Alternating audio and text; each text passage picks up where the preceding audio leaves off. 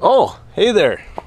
So, tonight's video, we got a little surprise for you guys. It's gonna be fun starting out, but we're also gonna do a little update of my dad's house, or the farm tank that we got going on up there. He said there's some algae issues that are starting to get pretty severe. I haven't been up there for a few days, but we're gonna do some water testing, just show you guys some of the corals. He said some of them are still looking just really beautiful, but algae's become an issue. So let's head up there.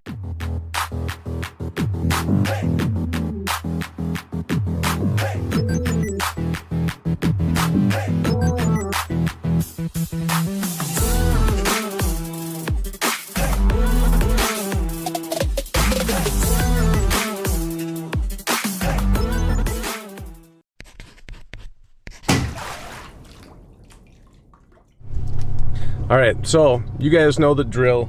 I almost always bring some coral up there. I don't know if this is gonna focus. Maybe it will, maybe it won't.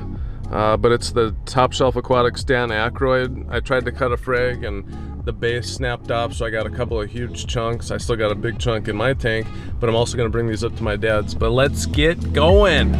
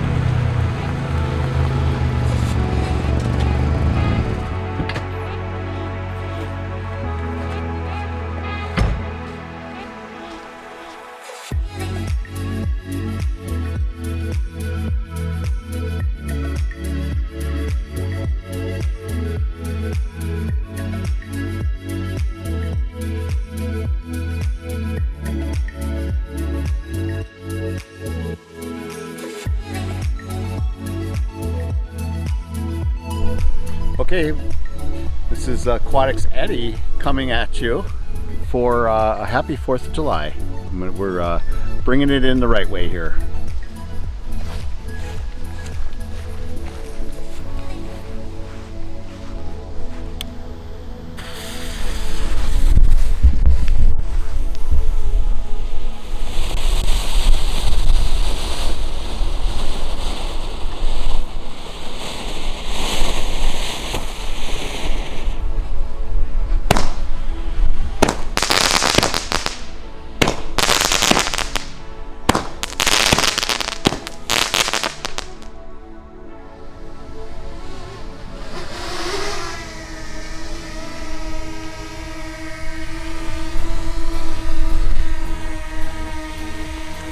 Happy 4th of July.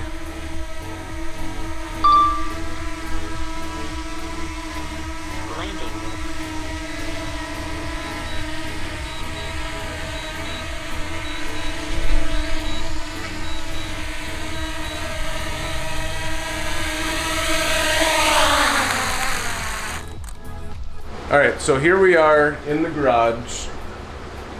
My dad's with me. As I mentioned before, there's a little bit of algae growing in the tank. Okay, maybe there's a lot. You'll see in a second. So we're discussing plans of what to do with that. But first, a word from our greatest sponsor and part of the team. He's been helping out a lot because I don't live here. This is his house, his garage. He's been doing a lot to help out, feeding, keeping an eye on the tank. Sometimes he messages me. To me, it seems like silly little things, but to him, it's very important, and he just wants to make sure things are all right. When I first brought up some acros, they looked a little bit pale in color, and he thought they were bleaching out. But it was really just because they were fresh cut and moved to a different tank. But he cares, and he wants to keep caring, and he cares for multiple reasons. But I want you guys to hear from him. It's been quite a while, but this is my dad, Eddie. Hi guys. Yeah, so you don't know what goes on behind the scenes, but Bobby and I have a really good relationship, father and son, but it's very competitive and what would you say, probably a little bit, probably just kind of in your face, you know, his ideas, my ideas, back and forth, like that. Yeah, exactly. So one of the things that you know, I talk about is I bring up certain things that somebody might say to me on the side, and when I bring it to him, and I'll say, you know, what do you think about this? And he'll go, no, no, no. And I'll say, well, what do you think about that? And he'll say, no, no, no, that doesn't. Well, what about this? No, no, we don't really need to do that. So I want to bring it to you guys and ask you, what do you think? I think that the majority of the subscribers of Aquatic Bobs is, I'm not going to say the majority, but I'd say a large percentage is people who probably don't even have reef tanks, who probably aren't even, you know, growing this, but they're entertained by it, they're fascinated by the beauty of it, and it really does, you know, kind of make for some fun watching, you know, and stuff. So we're trying to figure out who our audience is, and I think it's more amateurs or non-tank people. He thinks it's more kind of above the novice people. So we're trying to figure that out, but I said, even if it is beginners or somebody that doesn't have a tank, they're probably not going to write in comments, right? So if you guys are just watching and you love to see the content and you love to see this, and maybe someday you might have a tank but you don't right now, then send, you know, send in just a little bit of a comment under there. You know, if you have a YouTube turned on, you can do a comment. It just, all you do is hit the comment thing, and let him know that, you know, where you're coming from, so he knows, and we kind of know, you know, that we can gear the content a little bit more towards the audience and making sure that we're hitting all the things. One of the things I want to do for sure coming up, and let us know if this is going to work. There was a suggestion from my brother, my oldest brother Dave, and his daughter Caroline. They want to do a starting tank out. They've never done it before, but they're interested because of the content. So they want to have like a 5-part series or a 4-part series of how to start a tank, the do's and the don'ts, you know, the basics of it. So if you want us to do something like that, I'm all in favor of it, because we need a couple of different tanks. One, we need a quarantine tank, and two, we could always use a separate tank for growing things out in different climates, different things. So if that's something you're interested in, we got to hear the comments back, and we'll sure appreciate that. But that's where I'm coming from. And on a different note, if you take a look, we do have a little bit of an algae problem. So when I called Bob the other day, or I texted him and I said, we got a little bit of a problem here. So I want to take you over to the frag tank here and show you what I'm seeing.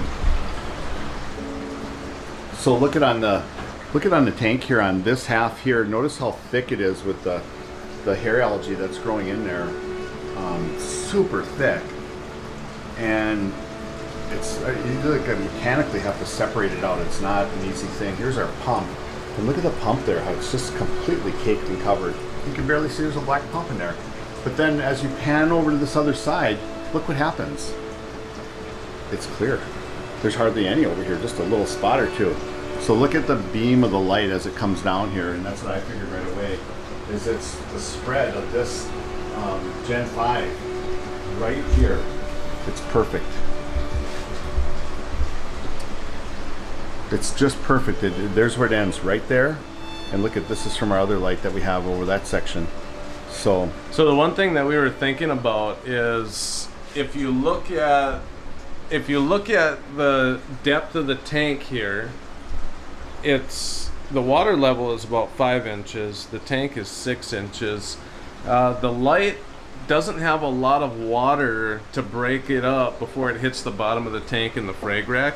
So even though our nutrients are a lot lower, I just test them. The nitrates are 5 and the phosphates are 0.03, even with heavy feeding. But we're still having a new tank syndrome bloom in this tank here. And it's frustrating, because where normally you would have a much deeper tank, and in that deeper tank you would be able to have a little bit more light separation from the top of the water to the bottom of the tank. But unfortunately, there's not a lot of depth to the tank, so I think the light is actually just acting as a fuel for the algae. Alright, so and as promised, here is the update of the farm tank. So this really is our grow out tank. This is the tank that has been set up for the longest here, that my dad has been providing for and watching after. And we've had a lot of issues, ups and downs, but this big of a system, there's a lot more equipment and a lot more complications. And you can even see in the back of the tank here, there's a huge rock that dipped over, and the whole coral is just kind of tipped on its side. Like that, we have a tang in here. There he is right there.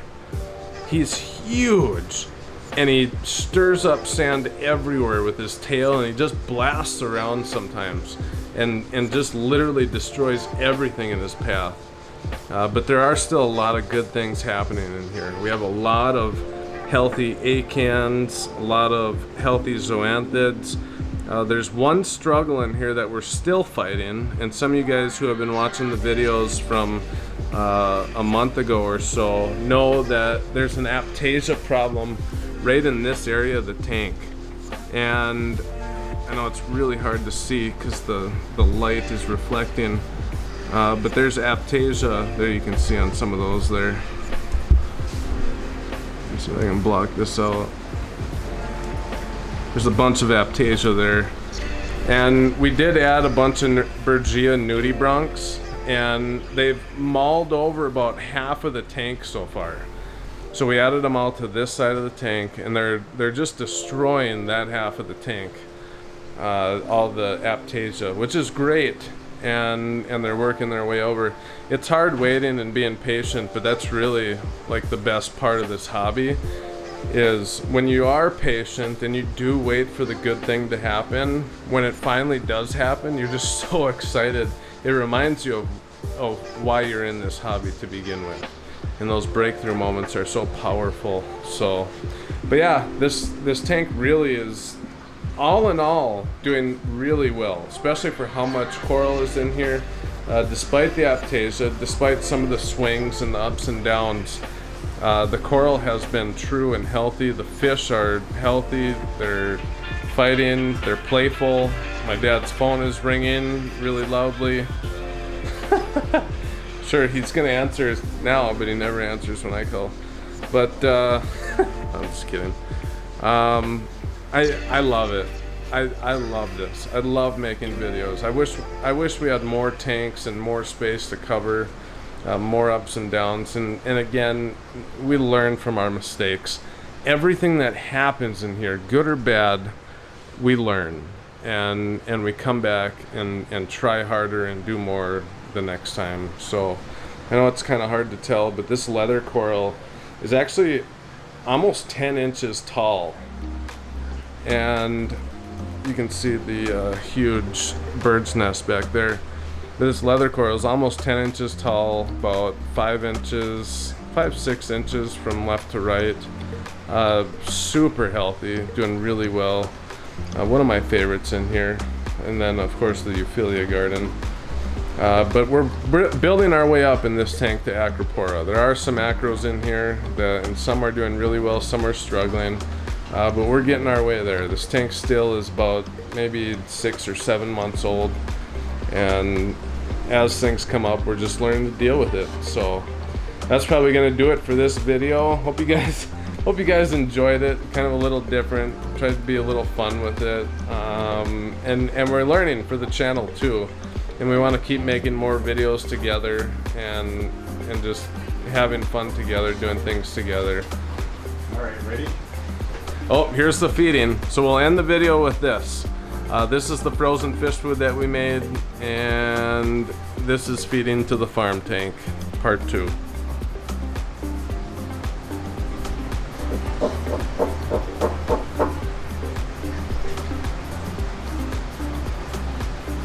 Some of it's still pretty frozen, big block of it there. Everybody gets a meal on that one though. It's just nicely spreading out throughout the tank. Everyone's trying to get some action.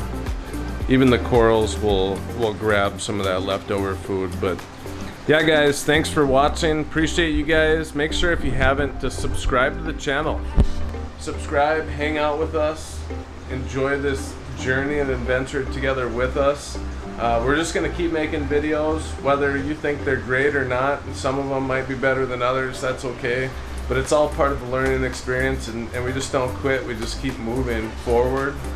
We keep a good attitude, and even when we don't feel like it, sometimes we just do it. And after we do it, it actually makes us stronger. So the next moment that we don't feel like doing something again, we remember, I did it last time, even when I didn't feel like it, I pushed through it, and here I am, able to do whatever now, even if I don't feel like it. Feelings can be deceiving, but that's a huge part of this hobby and being successful, is keeping on, pressing on, moving forward even when you don't feel like it. Aquatics Eddie, out!